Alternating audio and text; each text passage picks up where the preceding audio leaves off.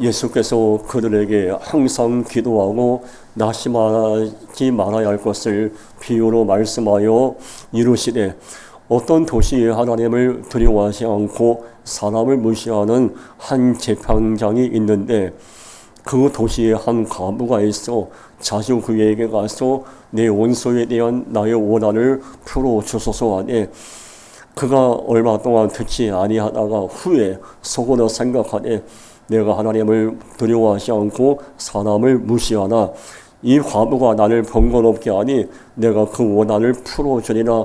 그렇지 않으면 늘 와서 나를 괴롭게 하리라 하였느니라. 주께서 또 이르시되, 불의한 재판장이 말한 것을 들으라. 하물며 하나님께서 그 밤낮 부르짖는 택하신 자들의 원한을 풀어주지 아니하시겠느냐? 그들에게 오래 참으시겠느냐? 내가 너에게 이르노니 속히 그 원한을 풀어주시리라. 그러나 인자가 올 때에 세상에서 믿음을 보게 했느냐 하시니라. 아멘. 신명기 33장 29절 말씀을 먼저 보면요, 우리가 마음에 담을 말씀이 있습니다. 이스라엘이요, 너는 행복한 사람이로다. 여호와의 구원을 너가 시오는 백성이 누구냐? 그는 너를 돕는 방패시오라고 기록되어 있습니다. 신명기 33장 29절 말씀처럼 우리는 행복한 자예요. 돈이 많아 행복하고 가진 것이 많아 행복한 것이 아니라, 오늘 신명기 33장 29절에서는 정확하게 두 가지를 행복한 이유를 말씀합니다. 첫 번째가 뭐라고 기록되어 있죠?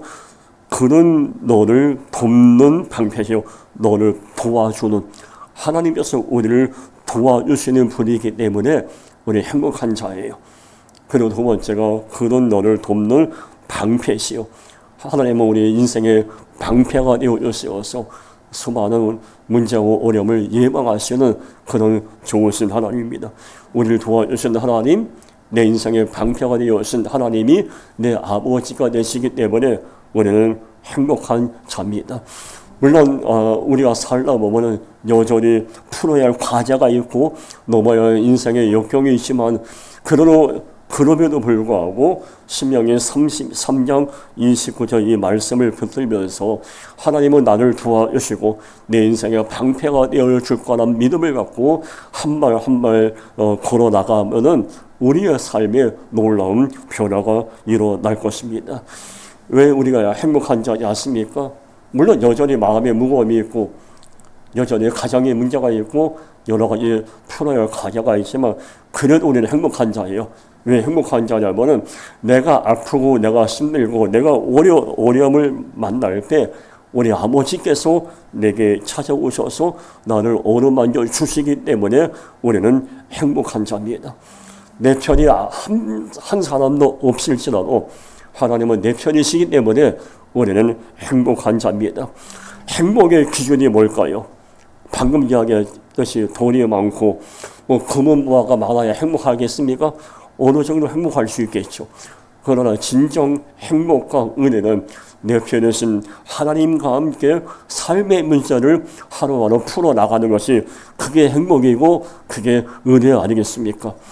오늘 누가복음 18장에서 우리 예수님은 우리의 방패가 되어주시고 우리의 인생을 도와주시는 하나님 앞에 늘 기도하면서 삶의 문제를 풀어나갈 것을 말하고 있습니다. 그래서 우리 누가복음 18장 1절에서 예수께서 그들에게 항상 기도하고 낙심하지 말아야 할 것을 비유로 말씀하여라고 기록되어 있어요. 오늘 본문에서 예수님은 처음에 기도하면 때 낙심하지 말라 이야기하면서 원한을 품고 있는 이 여인에 대해서 주님은 말씀합니다. 자, 먼저 우리가 마음에 담아야 할 것은 기도하다가 낙심하지 말라는 주님의 말씀을 우리가 기억해야 돼요. 사실 우리는 믿음을 갖고 기도합니다. 어떨 때는 금식하며 기도합니다. 반드시 하나님의 해결을 줄 거나 믿고 기도합니다. 근데 기도한 대로 삶이 진행되지 않을 때가 많아요. 십자가 앞에 나와 무릎 꿇고 기도했지만은 더 큰 문제가 나에게 찾아올 때도 있습니다. 그것 때문에 마음에 낙심이 되고 마음이 무너질 때가 많아요.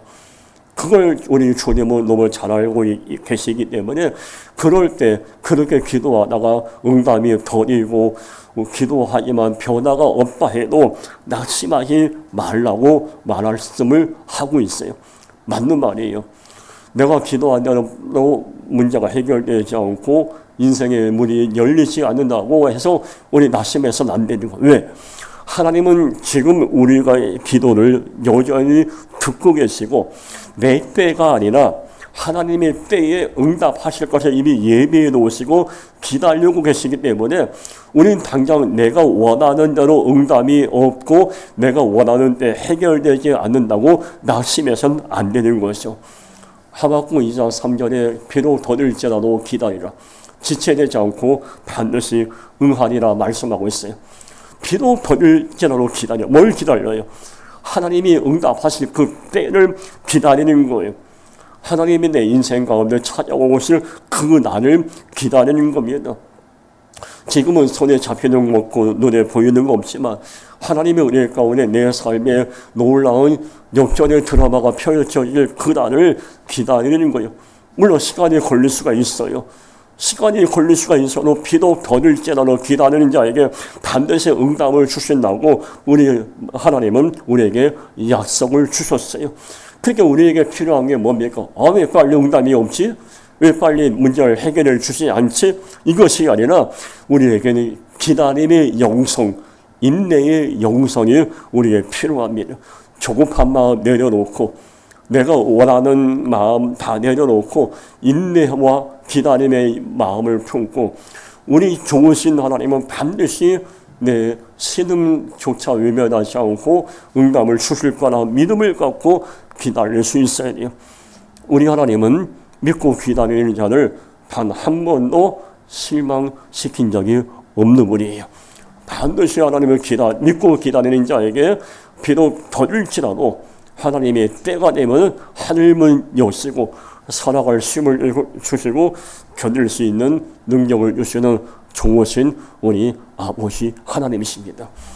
예수님은 지금 누가복음 18장 1절에서 기도하다가 낙심하지 말라고 말씀하면서 이게 마음의 원한을 품은 여인에 대해서 말합니다. 오늘 누가복음 18장에는 한 여인이 나와요. 원한이 있어요. 그 원한이 무엇 때문에 마음에 한이 되고 원한이 있는지 모르지만 이 여인이 자신의 억울함을 풀기 위해서 재판관을 찾아가죠. 근데 오늘 누가복음 18장 3절에 이렇게 기록되어 있어요. 그 도시에 한 과부가 있어 자주 그에게 가서 내 원수에 대한 나의 원한을 풀어주소서 하네. 이 여인은 원한과 한과 억울함과 분노 마음에 말할 수 없는 마음의 요동 때문에 힘들고 괴로운 시간을 보내고 있는 겁니다. 이 여인은 그 자신의 원한을 풀어줄 자가 재판장밖에 없다는 마음으로 그를 찾아갔어요. 근데 뭐라고 기록해요?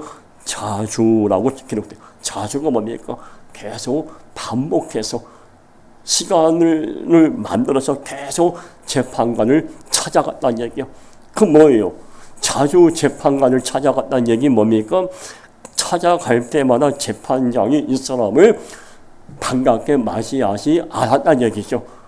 거절했다는 얘기예요. 내가 바쁜데 저 이름 없는 여자 내가 원한을 풀을 시간이 없다고 아주 매정하게 부딪힌 것이죠. 여기서 사람의 속성과 하나님의 성품을 알 수가 있어요. 사람은 우리가 힘들고 어렵다고 해서 내가 어렵고 마음이 힘들다고 이야기할 때 우리 주변에 있는 사람은 내 유익에 도움이 되면은 우리에게 관심을 가져주다가도 자신의 유익과 상관이 없으면은 우리를 매정하게 등을 돌립니다. 근데 우리 하나님은 그게 아니에요. 하나님은 우리가 어떤 모양이든지 간에 어떤 형편에 있든지 하나님 앞에 나와서 마음에 있는 것을 다 내어놓으면은 하나님의 귀를 여시고 들으시고 그를 품으시고 안으시고 다시 일어나게 하시는 분이십니다. 중요한 것은 이 여인을 자주입니다. 재판관이 만나주지 않아도 오늘 가서 못 만났으면 내일 또 간 거예요. 그리고 다음날 또 간 거예요. 자주 계속해서 간 거예요. 이 여인의 이 모습에서 어떤 신앙을 알 수가 있죠? 포기하지 않는 신앙이에요. 포기하지 않는 신앙. 우리에게 지금 필요한 신앙이 뭔지 아십니까? 포기하지 않는 신앙이에요. 갈라디아서 6장 9절에 우리가 선을 행하되 낙심하지 말지니 포기하지 아니하면 때가 이름에 거두리라 해서 포기하지 아니. 우리 주변에 은혜를 체험하고 하나님의 임재를 경험했던 자 다 보면요, 포기할 수밖에 없는 중에도 포기하지 않고 끝까지 그 기도의 자리에 머물러 있었던 자가 다 하나님의 임재를 경험했던 자입니다. 근데 사실 우리의 삶을 돌아보면 포기하고 싶은 때가 많았죠. 내려놓고 싶은 때가 많았고 또 어딘가 도망가고 싶을 때가 많았잖아요. 그건 나쁜 건 아니죠. 우리가 너무 신물이니까, 너무 연약하니까. 저도 목회하면서 포기하고 싶을 때가 몇 번 있었어요. 내려놓고 싶을 때가 몇 번 있었어요. 그렇게 사랑을 베풀었던 성도들에게 배신당할 때 정말 마음이 무너져서 내가 이렇게까지 목회해야 하는가, 그 마음 때문에 사실 내려놓고 싶은 마음도 있을 때도 있었습니다. 포기하고 싶었고 내려놓고 싶은 마음도 있었어요. 그러나 그때 제가 마음에 붙잡았던 말씀이 갈라디아서 6장 9절에 포기하지 아니면 때가 이름에 거두리냐. 오늘 한번 기도하는데 하나님, 왜 저 사람이 내가 사랑을 베푼 저 사람이 나를 신물게 합니까? 하나님 참 너무 심부러요. 이때 마음에 이런 감동이 왔습니다. 너는 지금 네가 그 사람한테 사랑을 베풀었는데 오히려 배신당했다고 낙심하고 괴로워하고 있지. 그냥 가만히 생각해봐. 나의 아들 예수는 베드로에게 버림받았지, 가는 유다에게 버림받았지, 12 제자에게 버림받았지, 심지어 사랑을 베풀었던 많은 백성들에게 버림받았지. 내 아들 예수는 버림받았지만 내 아들 예수는 십자가를 포기하지 않았니? 라고 저에게 마음에 질문을 던져주셨어요. 가만히 생각하니까 우리 주님은 정말 포기할 수밖에 없는 상황이 많았지만 포기하지 않으셨어요. 끝까지 저 같은 거 인간, 나같이 못된 인간 구원의 문을 열어주시기 위해서 십자가를 포기하지 아니하신 겁니다. 오늘 우리는 무엇을 포기하지 말아야 할 겁니까? 오늘 이 원한을 품은 여인은 자신의 원한을 해결받기 위해서 포기하지 않고 재판관을 찾아갔어요. 우리는 이 여인의 이 모습을 마음에 담으면서 이 여인을 한 단계 업그레이드 돼서 우리가 반드시 포기하지 말 것은 뭡니까? 십자가의 사랑을 포기하지 않는 거예요. 나에게 주어진 사역의 길을 포기하지 않는 겁니다. 나에게 주어진 이 예배의 자리, 기도의 자리를 포기하지 않는 겁니다. 목사는 하나님이 주신 성직을 포기하지 않고 감사와 기쁨으로 감당하는 겁니다. 여러분, 포기하지 않고 우리가 해야 될 건 뭔지 아십니까? 아모스 5장 4절에 기록되어 있어요. 여호와께서 이스라엘 족속에게 이와 같이 말씀하시기를 너희는 나를 찾아라 그리하면 살리라 했어요. 너희는 나를 찾아라 그리하면 살리라. 오늘 누가복음 18장에 나오는 이 여인은 누굴 찾아간 거예요? 재판관을 찾아갔어. 근데 이 재판관이 어떤 자예요? 누가복음 18장 2절 볼까요? 누가복음 18장 2절. 이르시되 어떤 것이 하나님을 두려워하지 않고 사람을 무시하는 한 재판장이 있는데, 이 재판장을 하나님을 무시했던 자예요. 사람을 무시했던 자예요. 요즘 말로 하면 갑질한다는 표현할 수 있을 만큼 이 재판장은 인격과 성품이 아주 바닥을 치는 자였어요. 이런 사람을 이 여인은 계속 찾아갔어요. 여러분 잘 한번 들어보세요. 이 여인이 얼마나 답답하고 얼마나 억울했으면 이런 하나님을 무시하고 사람을 무시하는 이런 악한 재판장을 찾아갔겠습니까? 저는 이 말씀을 읽으면서 이 여인의 아픔을 이해합니다. 저는요. 얼마나 억울했으면, 얼마나 속상했으면 자주 이 재판장을 찾아갔을까? 그러면 저는 한쪽으로 이런 생각이 들어요. 재판장을 찾아갔다. 그런 뜨거운 열정을 하나님을 찾았으면 어떠했을까? 그 생각이 들어요. 여러분, 오늘 본문에 있는 이 여인은 불의한 재판장을 찾아갔어요. 근데 여러분, 우리 하나님도 요한계시록에도 기록되어 있지만 하나님의 배보자 앞에 있는 하나님은 우리 인생의 재판장이에요. 근데 우리 하나님은 불의한 재판장이 아니에요. 선하신 재판장, 은혜로운 재판장, 우리에게 생명의 면류관을 주고 하시는 재판장이십니다. 그래서 우리는 인간을 찾아가서 내 억울함을 내어놓기 이전에 우리의 삶의 의로와 생명을 주시는 재판장이신 하나님을 찾아가야 돼요. 아까 아모스 5장 4절에 너희는 나를 찾아라 그리하면 살리라 했어요. 하나님을 찾는다는 얘기는 과연 뭘까요? 하나님과 깊은 영적 교제의 시간을 갖는 거예요. 여러분, 오늘 수요일이죠. 지난 세월을 일주일을 돌아보면 하루 24시간 동안에 하나님과 깊은 교제의 시간을 얼마나 가져봤습니까? 얼마나 하나님을 찾았습니까? 하나님을 찾는다는 의미는 어려운 게 아니에요. 하나님 앞에 나와서 그냥 있는 그대로 내 마음에 있는 것을 다 이렇게 내어놓는 거예요. 하나님, 어떻게 하면 좋을까요? 이런 문제가 있고 이런 어려움이 있고 내가 마음이 솔직히 하나님 편하지 않습니다. 이런 가정적인 문제와 교회적인 문제와 또 경제적인 문제 여러 가지가 내 안에 내 마음을 힘들게 하는데 하나님 어찌하면 좋을까요? 참 하나님 앞에 나와서 1대1 하나님과의 만남을 갖고 그냥 내 안에 있는 걸 그냥 있는 그대로 내어놓는 것이 하나님을 찾는 거예요. 하나님을 찾는다는 얘기는 시편 55편 22절에 나와요. 내 짐을 여호와께 맡기라. 그가 너를 붙드시고 의인의 요동함을 영영히 허락하시 아니하시리라. 그런데 하나님을 찾는다는 얘기 뭐예요? 하나님께 내 짐을 다 맡기는 거예요. 저에게도 짐이 있고요. 여러분에게도 짐이 다 있어요. 어떤 인생이든지 간에 남에게 다 말할 수 없는 짐이 있고 아픔이 있어요. 요즘 저와 우리 사모님에게 참 많은 상담을 요청하는 전화가 많이 와요. 근데 저희가 그걸 다 응해 줄 수는 없어요. 왜냐하면 너무 많은 상담 요청이 오고 또 많이 시간적으로 제한도 있으니까. 근데 그분들의 공통점은 뭐냐면은 마음의 짐, 아픔, 상처 때문에 신문하고 있어요. 우리 주변은 정말 아픔과 상처와 인생의 짐을 갖고 오늘도 하루하루 힘겹게 살아가고 있는 자들 참 많습니다. 저도 짐이 있어요. 저에게는 다 일일이 말하지 못하는 풀어야 할 과제가 있어요. 그럼 이 짐과 이 아픔을 어떤 방법으로 해결할 것인가? 아까 아모스 5장 24절을 너희는 나를 찾으라 그리하면 살리라. 하나님 앞에 나와서 그 내어놓는 것밖에 없어요.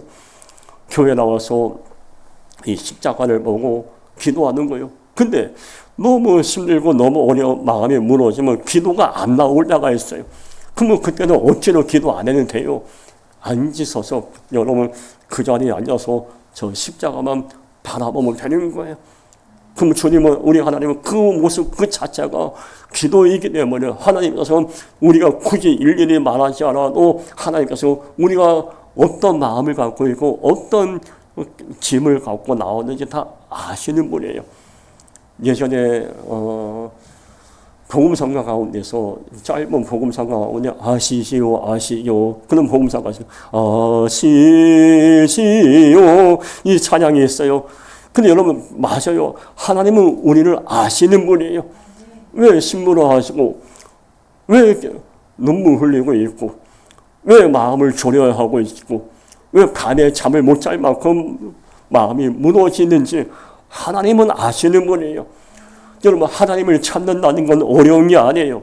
나를 아시는, 그 누구보다 나를 잘 아시는 아버지 앞에 나와서 일일이 그냥 마침 어린 아이가 엄마에게 이야기하듯이 지금의 내 삶을 그냥 다 이야기하는 거예요.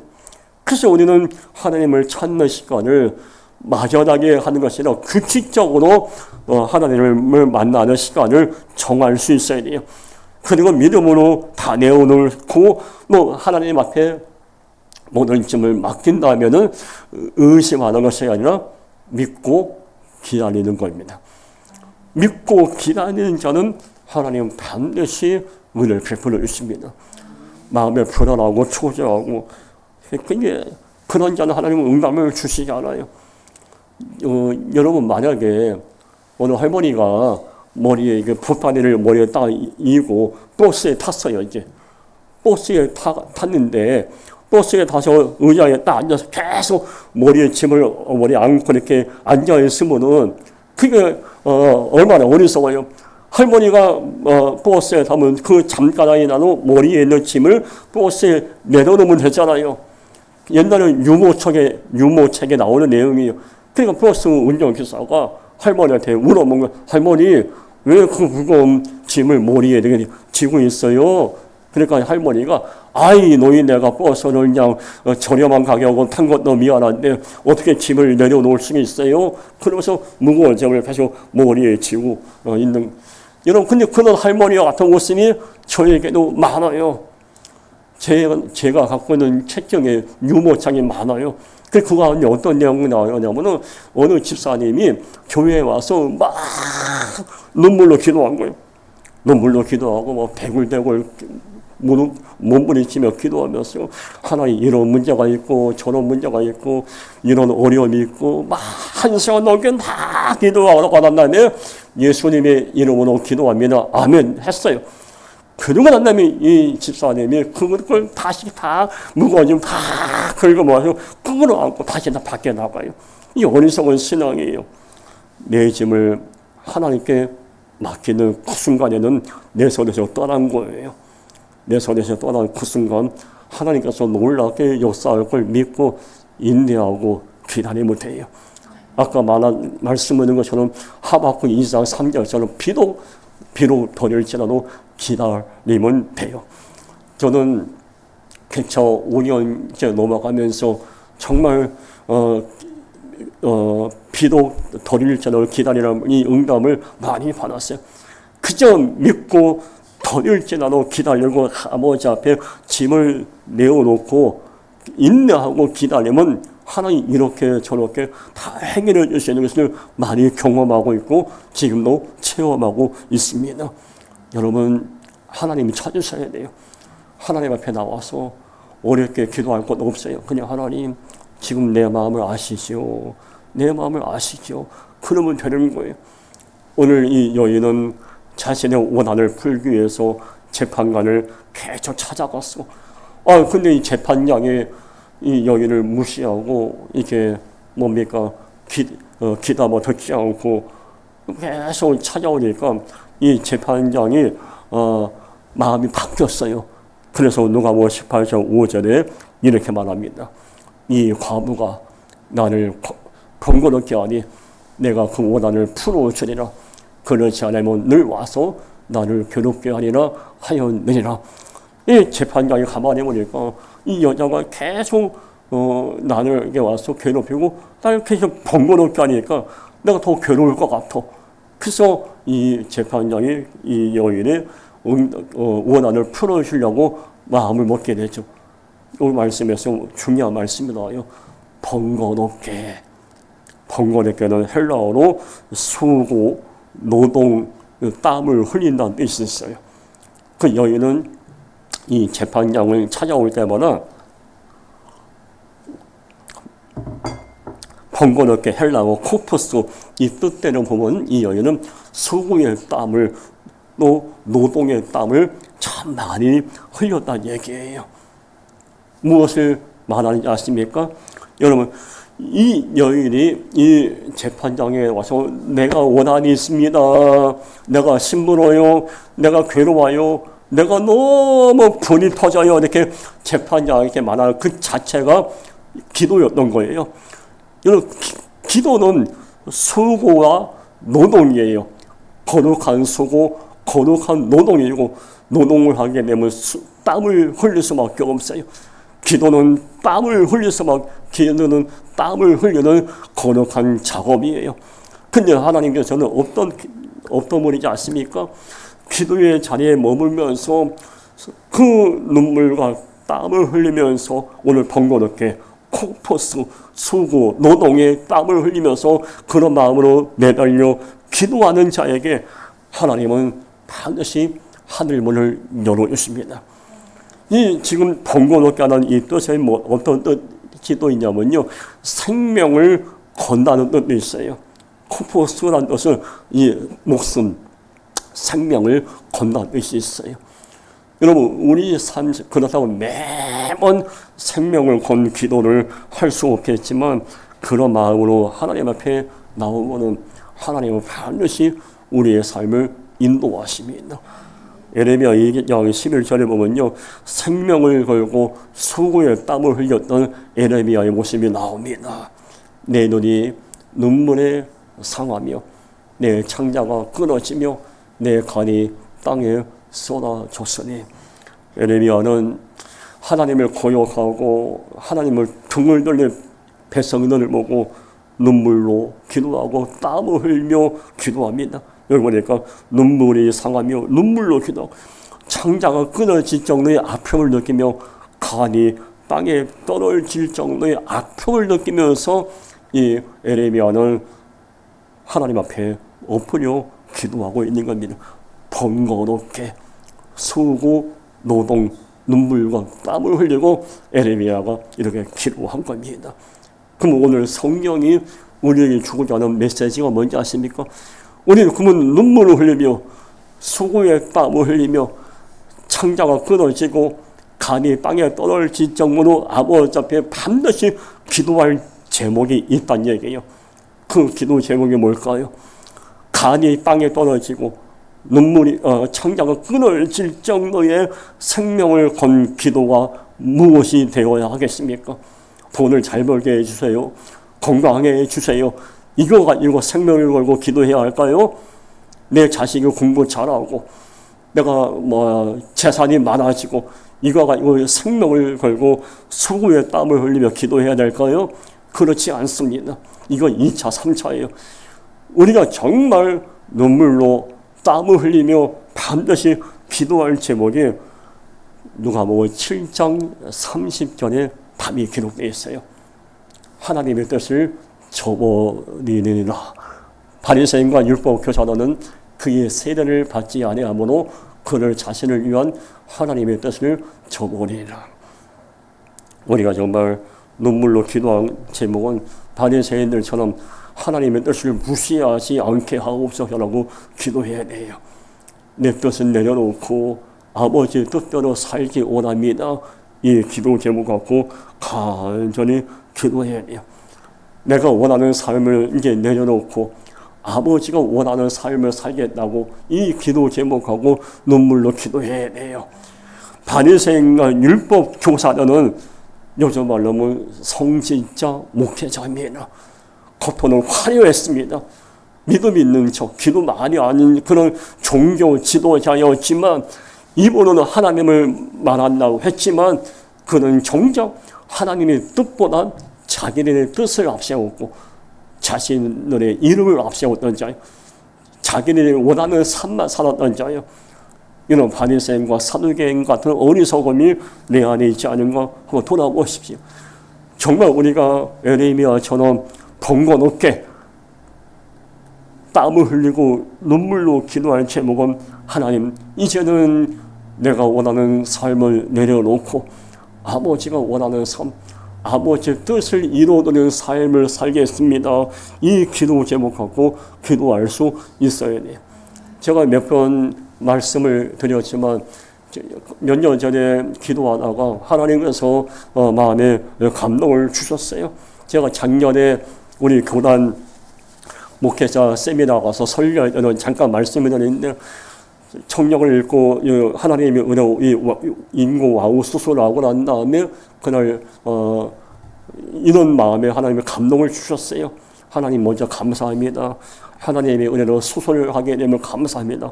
기도하는데 마음이 이런 감동을 주셨어요. 이제는 그동안 네가 원하는 목회했으니까 이제는 내가 원하는 목회 좀 해라. 그동안 네가 원하는 목회만 했으니 이제 내가 원하는 목회의 마음을 한번 쏟아보라는 마음의 감동을 주신 적이 있었어요. 그때 부끄러웠어요. 가만히 보니까 지난 세월 저의 목회를 돌아보니까 내 뜻대로 내가 원하는 목회만 했던 겁니다. 내가 원하는 목회 스타일에 맡겨서 내가 목회를 해왔던 거예요. 그리고 나님의 잠깐 청력을 잃고 몸에 이상이 오고 많은 어려움을 겪는 과정에서 한 가지 하나님이 주신 메시지는 이제는 네 뜻대로 살지 말고 네 뜻대로 목회하지 말고 네가 하고 싶은 목회하지 말고 내가 원하는 목회하고 내 뜻대로 목회하면 좋겠다. 이 메시지를 저에게 주셨어요. 여러분이 알아야 돼요. 우리가 정말 기도할 제목이 뭡니까? 내 뜻을 이루고 내가 원하는 삶을 살고 이게 아니에요. 하나님의 뜻을 이루어드리는 삶, 하나님이 무엇을 원하시고 무엇을 싫어하는지를 알고서 기도할 수 있어야 돼요. 우리가 이 땅에 살아가면서 어떤 삶을 살기 원하시는가, 하나님이 날 향한 계획이 무엇인가를 알고서 우리는 정말 간이 땅에 떨어지고 창자가 끊어질 정도의 아픔을 느끼며 기도할 수 있어야 돼요. 난방 시간이 꺼지면 좋을 것 같은데요. 정말 우리가 기도해야 돼요. 근데 여러분, 하나님은 어떤 분이지 아십니까? 하나님께서 우리가 마음을 다해서 정말 간절히 기도하시면 반드시 우리의 기도를 들으시는 분이에요. 오늘 누가복음 18장 7절에 이렇게 기록되어 있어요. 하물며 하나님께서 그 반나 부르짖는 택하신 자들의 원한을 풀어주지 아니하시겠느냐? 그들에게 오래 참으시겠느냐? 자, 원한을 풀어주지 않겠느냐? 이 말씀을 똑같은 말씀인데 세 번의 성경에는 이렇게 기록되어 있어요. 하나님께서 자기에게 반나서로 부르짖는 택하신 백성의 권리를 찾아주시지 않으시고 모른 채 오래 그들을 내버려 두겠느냐? 뭐예요? 하나님이 우리의 잃어버린 권리를 찾아주신다는 얘기예요. 모른 척하지 않고 외면하지 않고 우리를 방관하지 않겠다는 얘기예요. 어떤 자에게 생명을 걸고 눈물로 수고의 땀을 흘리며 기도하는 자에게 이런 은혜를 베풀어 주신다는 얘기예요. 우리 하나님 어떤 분이에요? 우리가 잃어버리는 권리를 다시 찾아주시는 분이에요. 우리의 삶을 회복시켜 주시는 분이에요. 하나님은 우리가 잃어버린 것을 다시 잊어버려 더 귀하게 회복시켜서 간증의 주인공으로 만들기 원하시는 분이에요. 에스겔 16장 55절에 보면요, 빨간 것이 세 번 반복되는 말씀이 있어요. 옛 지혜를 회복할 것이요, 옛 지혜를 회복할 것이요, 너의 옛 지혜를 회복할 것이라.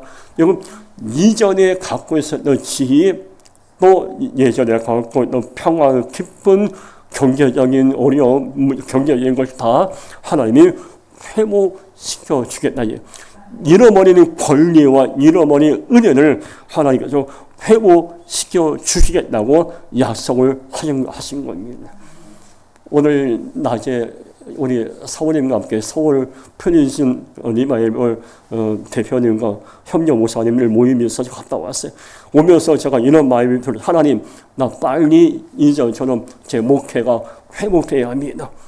그 가운데 저 가장 좀 우선이 경제적인 목회가 회복되어야 합니다.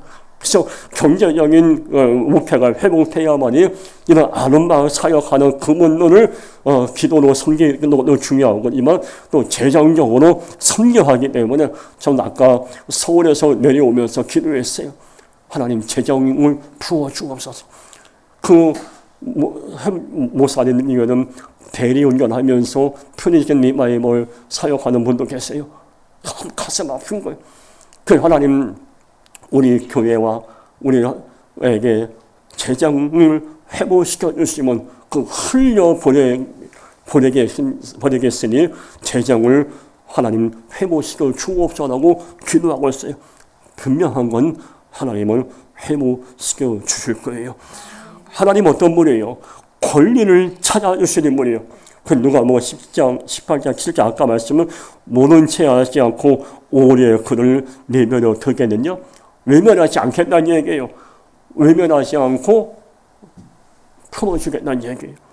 이사야 66장 13절에 보면은 이런 말씀이 있어요. 이사야 66장 13절 너희가 자식을 위로함 같이 내가 너희를 위로할 것인즉 너희가 예루살렘에서 위로를 받으리라. 어미가 자식을 위로함 같이 건강을 잃어버린 너희를 내가 위로할 것이고 가정의 평안에 계신 너희를 위로할 것이며 경제적인 어려움을 당한 너희를 어려울 것이며 교회에서 상처받고 교회에서 아파하는 너희를 내가 위로할 것이고 하나님께서 우리에게 위로해 줄 거라고 말씀하실 뿐만 아니라 반드시 위로해 주시는 분이에요. 우리 그 아버지를 찾아야 되는 거예요. 그래서 오늘 예수님은 이 오난을 품은 여인의 비유를 이야기하면서 마지막 오늘 본문 누가복음 18장 8절에서 믿음을 이야기합니다. 내가 너에게 이르노니 속히 오난을 풀어주시니라. 그러나 인자가 올 때에 세상에서 믿음을 보겠느냐 하시니라. 자, 여기서 이게 뭔 얘기냐면요. 하나님은 하나님 앞에 진정한 믿음을 보여드려야 한다는 얘기예요. 이 여인은 비록 불의한 재판장을 찾아갔지만 불의한 재판장을 찾아갈 때 이 사람이 내 문제를 해결해 줄 거라는 믿음을 갖고 찾아간 거예요. 우리도 이 재판장보다 더 위대하신 은혜로운 재판장, 우리의 아버지이신 재판장이신 하나님 앞에 믿음을 갖고 나온다면은 우리 하나님 아버지는 내 마음에 있는 원함과 억울함과 아픔과 상처와 모든 것을 반드시 봄에 눈 녹듯이 내리게 하실 겁니다. 그 믿음을 갖고 우리가 하루하루 사는 거예요. 밖에 있는 세상 사람은 절망을 품고 삽니다. 그러나 우리 믿음을 갖고 사는 사람이에요. 믿음은 삶의 문제를 풀 수 있는 강력한 에너지가 있어요. 그래서 우리는 오늘 말씀 끝나고 기도할 때 하나님 우리 믿음으로 기도하십시오. 하나님 내가 이런 문제가 있고 이 여인처럼 원한이 있고 아픔이 있고 무거움이 있지만 하나님께서 어미가 자식을 위로함 같이 나를 위로할 거라 믿습니다. 그런 마음으로 찬송하고 함께 기도하는 시간 갖겠습니다.